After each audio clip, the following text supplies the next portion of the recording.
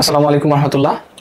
কেমন আছো তোমরা সকলে? আশা করি ভালো আছো। তো আমরা দেখতেছিলাম cap series confusing areas of biology. তো ক্যাপ সিরিজের আজকে টপিকের বিষয় হচ্ছে নিষেকের আগে এবং পরে। নিষেকের আগে এবং পরে। তো মেডিকেলে 18, 19, 17, 18, 13, 14 সাল এবং ডেন্টালে 18, 19, যদিও 2020 সালের আগের কোয়েশ্চেন, বাট যেহেতু এই জায়গা থেকে কোয়েশ্চেন আসছে তার মানে এই যে একটা ছক, এই ছকটা খুবই গুরুত্বপূর্ণ। তাহলে এই ছক থেকে একটা ছক, বাট এই ছক থেকে 2020 সালের আগে কাছাকাছি সময় বেশ কয়েকবার কোয়েশ্চেন আসছিল, সুতরাং জায়গাটা ইম্পর্টেন্ট, পড়তে হবে। সো এইটা মুখস্থ করবো কিনা ভাইয়া, এটা কি মুখস্থ করার বিষয়? এখানে আসলে মুখস্থ করা তেমন কিছুই নাই, কয়েকটা বিষয়ের সাথে একটু রিলেট করতে পারলেই সহজ। তো আজকে সেই বিষয়টাই দেখবো। দেখো, প্রথম হচ্ছে এই নিষেকের আগে কি থাকে এবং নিষেকের পরবর্তীতে কি হয়, এই তো বিষয়টা। তো এখানে আছে 14টাই লাগবে না, বাট আমি চেষ্টা করবো তোমাকে ম্যাক্সিমাম গুলোই দেখিয়ে দেওয়ার জন্য, যে তোমার এটা মুখস্থ না করা লাগে। যেমন হচ্ছে প্রথম যদি আসি আমরা হচ্ছে গর্ভাশয়। এখন এটা থেকে আমরা মনে রাখবো যে গর্ভের ফল, গর্ভের ফল অবশ্যই ভালো হয়, রাইট? তাহলে গর্ভাশয় থেকে মনে রাখবো কি গর্ভের ফল, গর্ভাশয় মানে গর্ভ এর ফল। তাহলে এখানে যে ফল হ্যান্ড হচ্ছে গর্ভাশয়। আচ্ছা, এরপরে আসো সেটা হচ্ছে কি ডিম্বক। ডিম্বক কি হয়? বীজে পরিণত হয়। ডিম্বক কি হয়? বীজে পরিণত হয়। এটা কিভাবে মনে রাখবো? সেটা হচ্ছে ডিগবাজি। কি? ডিগবাজি।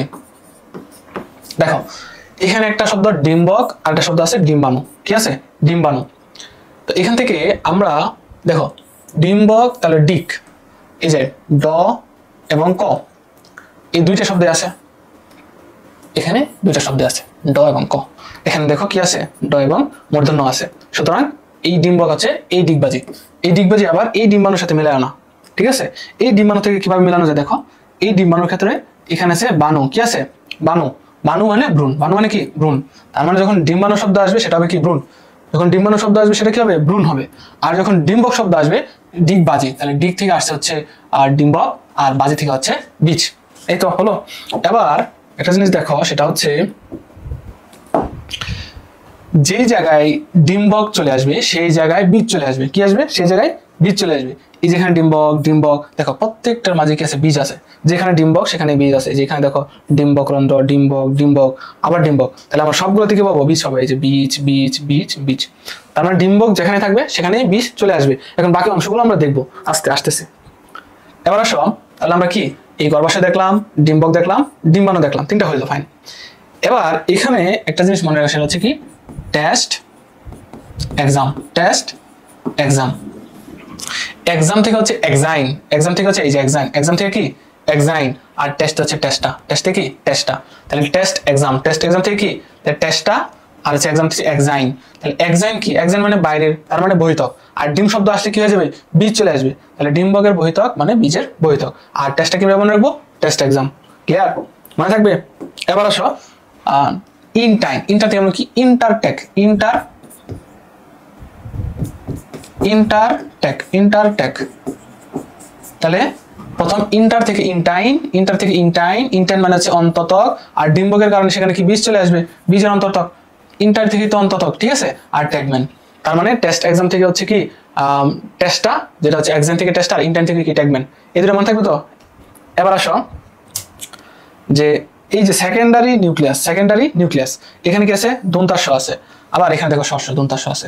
সেকেন্ডারি নিউক্লিয়াস থেকে কি হয়? শস্য হয়। সেকেন্ডারি নিউক্লিয়াস থেকে শস্য হয়। অনেক গুরুত্বপূর্ণ একটা এমসিকিউ।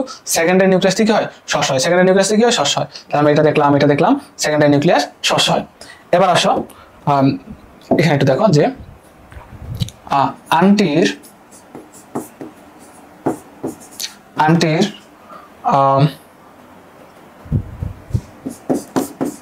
সিনা কলিজা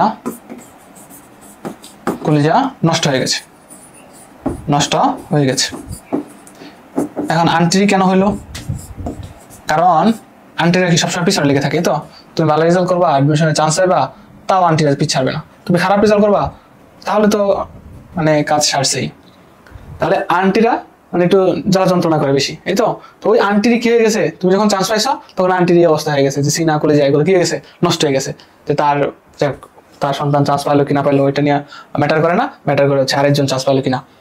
তাহলে এখান থেকে আমরা কি মনে রাখবো? দেখো তো আন্টির থেকে আন্টির থেকে মনে রাখবো হচ্ছে দেখো আন্টির থেকে আমরা হচ্ছে এই যে এন্টিপোডাল এন্টিপোডাল এন্টিপোডাল থেকে হচ্ছে প্রতিবাদ কোষ, এন্টিপোডাল ইংরেজি শব্দ, বাংলাতে বলা হয় যে প্রতিবাদ কোষ। তাহলে এন্টিপোডাল সেল, এই এন্টিপোডাল সেল আন্টি থেকে মনে রাখবো। তারপর যে সিনা, সিনা থেকে মনে রাখবো হচ্ছে সিনার্জিট, সিনার্জিট, সিনা থেকে কি সিনার্জিট মানে এই এন্টিপোডাল সেল আর সিনার্জিট এন্ড আরেকটা হচ্ছে কলিজা, কলিজা মানে হচ্ছে কেলাজা, কলিজা মানে কি কেলাজা, কলিজা মানে কি কেলাজা। তাহলে তিনটা শব্দ পাইলাম, এটা হচ্ছে এন্টিপোডাল সেল, সিনার্জিট বা সহকারী কোষ, এটা হচ্ছে কেলাজা, কেলাজা বা ডিম্বক মূল। এগুলো কি হয় নষ্ট হয়ে যায়, দেখো নষ্ট হয়ে যায়, নষ্ট হয়ে যায়, নষ্ট হয়ে যায়, তিনটা নষ্ট হয়ে যায়। কি কি নষ্ট হয়ে যায়? এন্টিপোডাল, সিনার্জিট এন্ড হচ্ছে কেলাজা, তিনটা নষ্ট হয়ে যায়। তার মানে এখান থেকে আমরা এটা এটা এবং এটাও শিখলাম। এবার কি থাকে? এবার থাকে হচ্ছে বাকি কয়েকটা জিনিস থাকে। এখানে কি আছে দেখো, ডিম্বক রন্ধ্র, ডিম্বক রন্ধ্র, এই রন্ধ্র রন্ধ্রই থাকবে। তাহলে ডিম্বক কি হয়? বীজ হয়, আমরা আগেই দেখছি। তাহলে বীজ রন্ধ্র, ডিম্বক রন্ধ্র, বীজ রন্ধ্র। ডিম্বক নাভি, এবার নাভিটা কি হয়? নাভি হয়, নাভি থাকে। আর ডিম্বকটা কি হয়ে যায়? বীজে চেঞ্জ হয়ে যায়। ডিম্বকটা কি হয়ে যায়? বীজে চেঞ্জ হয়ে যায়। তাহলে ডিম্বক নাভি, ডিম্বক বীজ নাভি। আর হাইলাম, হাইলামি থাকবে, শব্দটা এখানে আগে চেঞ্জ হয় না। এবার নাভি না নারী, একটা শব্দ আছে নাভি না নারী।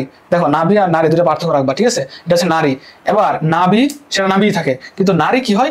নারীটা বৃন্ত হয়ে যায়। এখন বৃন্ত দিয়ে কি আমরা রাখতে পারো? এটা হচ্ছে নারী, নারী। আর হচ্ছে কি পুরুষ, পুরুষকে কি বলা যায়? বেটা বলা যায়, নারী বেটা, নারী বেটা, তাই না? এবার দেখো নারী হচ্ছে ডিম্বক তো বীজ হবে জানি। এবার নারীটা কি হয়ে যাবে? চেঞ্জ হয়ে বেটা হয়ে যাবে। বেটা মানে কি? নারী বেটা মানে বেটা থেকে বৃন্ত। দেখছো খুব সহজ না? এখানে মুখস্থর কিছু আছে। তার মানে যে এটা হলো, এটা হলো, এটা হলো, তার মানে একটা, এখানে একটা এবং এই দুইটা জিনিস আমি দেখাই নাই, এই দুইটা জিনিস দেখাই নাই। তাহলে হচ্ছে ডিম্বাশয় ত্বক আর হচ্ছে ফলত্বক, ত্বক ত্বকই থাকবে, ত্বক ত্বকই থাকবে। এই সরি গর্ভাশয়, এই গর্ভাশয়, গর্ভাশয়, গর্ভাশয় কি হবে? ফলে চেঞ্জ হবে, আর ত্বক ত্বকই থাকবে। এই যে এটাও শেষ হলো। আর এটা তুমি পড়ে নিও, আর এটা না পড়লেও চলবে। তাহলে দেখছো মোটামুটি 14টার ভিতরে 13টাই চলে আসছে। মুখস্থ কিছু নাই। অনেকে ভুল করে, কেন ভুল করে আমি জানি না। আজকের লেকচার কতক্ষণ হয়েছে? 4-5 মিনিট। এই 4-5 মিনিটের ভিতরে তো আমরা মোটামুটি এই ছকটা সম্পূর্ণ মুখস্থ করে ফেলছি।